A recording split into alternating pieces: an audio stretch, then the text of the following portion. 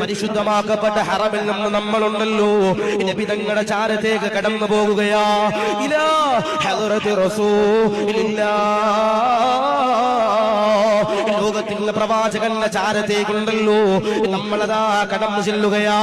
ആ മദീന കാണുമ്പോ, റസൂലുള്ളാഹിയുടെ പച്ചക്കുബ്ബ കാണുമ്പോ, റസൂലുള്ളാഹിയുടെ മദീനയുടെ വെള്ളക്കൊട്ടാരം കാണുമ്പോ അറിയാതെ കരിയുമെന്റെ പ്രിയമുള്ള ഉമ്മ. കയ്യില് തസ്ബീഹമാലയുള്ളവര്, കയ്യില് കൗണ്ടറുള്ളവര്, നബി തങ്ങളുടെ പേരിൽ സ്വലാത്ത് ചൊല്ലുന്നവര്, ചൊല്ലിക്കോ ചൊല്ലിക്കോ.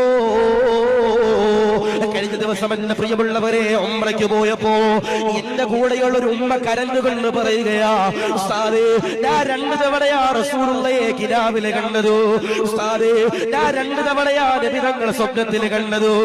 കാണാനുള്ള സൗഭാഗ്യം തരണേ അല്ലാ, ഈമാൻ തരണേ അല്ലാ, റസൂലുള്ളാഹിയെ കാണാ തൗഫീഖ് തരണേ അല്ലാ. പരിശുദ്ധമാക്കപ്പെട്ട മദീനയിലേക്ക് ചെല്ലുമ്പോ ബാബു സലാം എന്ന് പറയും ഒരു വാതിലുണ്ട്. ബാബു സലാം എന്ന് പറയുന്ന വാതിലിലൂടെ എന്റെ പ്രിയമുള്ളവരെ കടന്നു പോകുമ്പോ അവിടെ നമ്മൾ 3 സലാം പറയാറുണ്ട്. ആദ്യത്തെ സലാമുണ്ടല്ലോ ആരോടെന്നറിയോ? അസ്സലാമു അലൈക യാ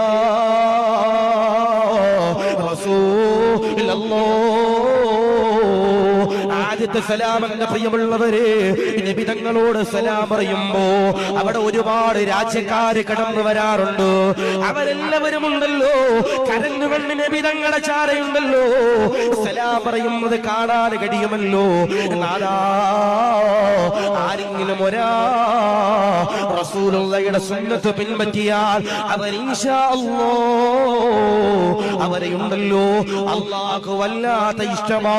നബിയുനാ മുഹമ്മദ് മുസ്തഫ സല്ലല്ലാഹു അലൈഹി വസല്ലം